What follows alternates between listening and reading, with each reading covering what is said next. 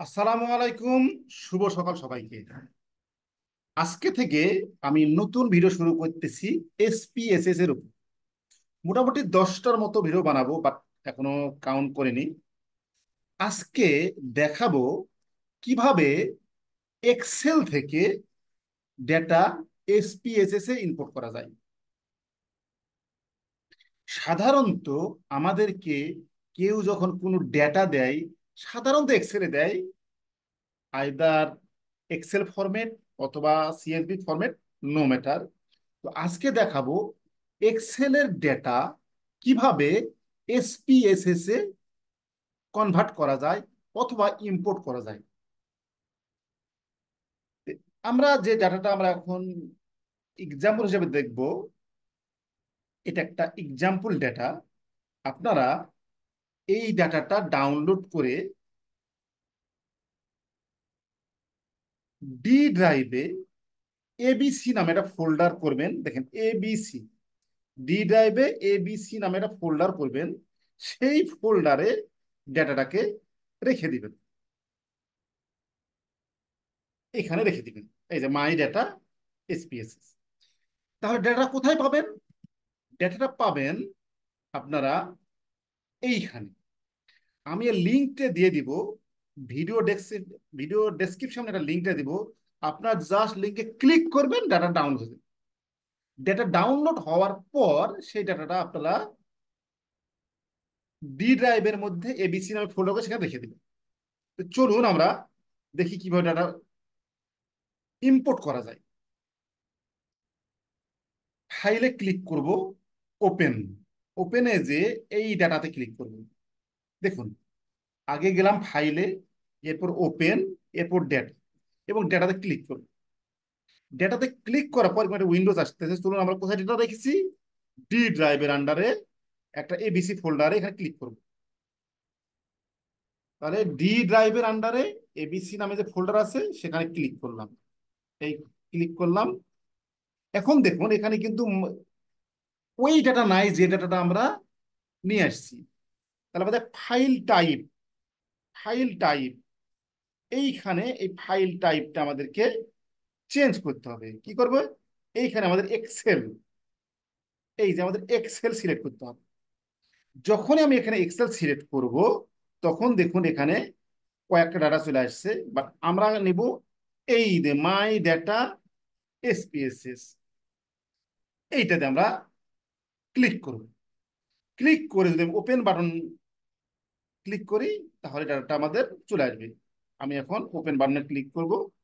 এই দেখুন, এখন প্রশ্ন হচ্ছে, দেখুন এখানে কিন্তু এই যে এক্সেল শীট, এর মধ্যে কিন্তু কয়েকটা শীট আছে আপনারা দেখবেন, data, variable level, value level. But আমাদের এদের ডেটার মধ্যে ডাটা আছে, এই ডাটাটা সিলেক্ট করতে হবে।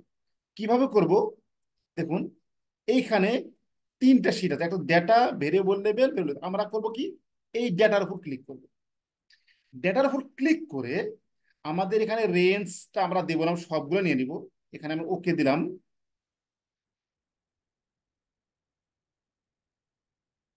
দেখুন, ওকে দেওয়া মাত্র আমাদের ফার্স্ট, এই যে এখানে যে ফার্স্ট রোটা ছিল, এটা অটোমেটিক্যালি সে ভেরিয়েবল হিসেবে নিয়ে নিছে।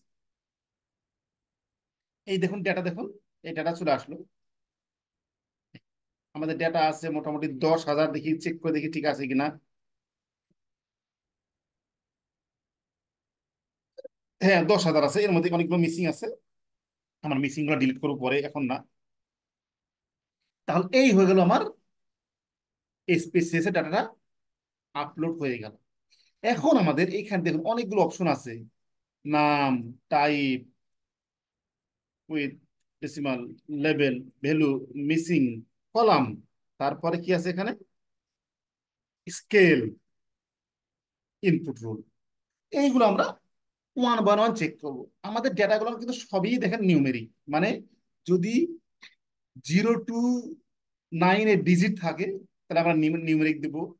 অথবা আমাদের এখানে দেখেন কত কত টাইপ আছে, নিউমেরিক, কমা, ডট। সাধারণত আমরা কয়েকটা নেই, এই নিউমেরিক নেই, এই ডেট নেই, আর স্ট্রিং নেই। শুধু এই তিনটাই আমরা সাধারণত ইউজ করি। তো আজকে যে ডাটাটা আমি আপলোড করেছি এইখানে শুধুমাত্র নিউমেরিক আছে, এখানে কোনো অন্য কোনো ডাটা নাই। পরবর্তীতে আমরা যখন কাজ করব বিভিন্ন সময় আমরা অন্যান্য ডাটাগুলো নিব, বা আজকে শুধুমাত্র নিউমেরিক ডাটাটাই আপলোড করলাম।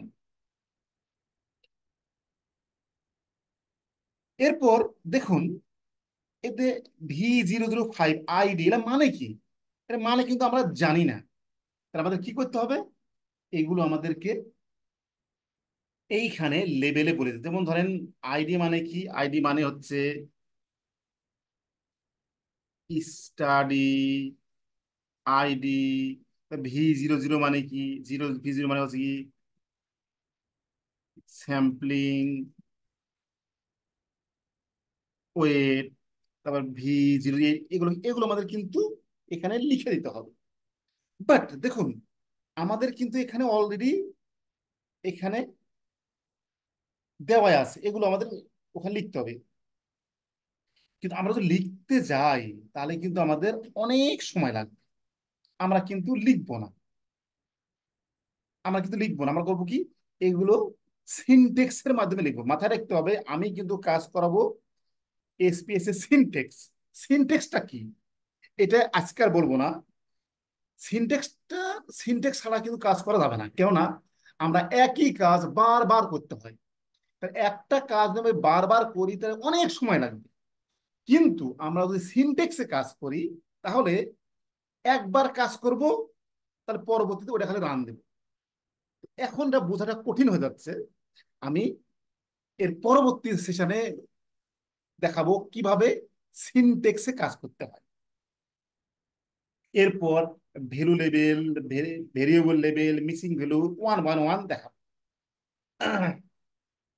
আর স্কেল, তারপরে নমিনাল, এইগুলো কিন্তু আমরা অনেকে হয়তো বা জানি না।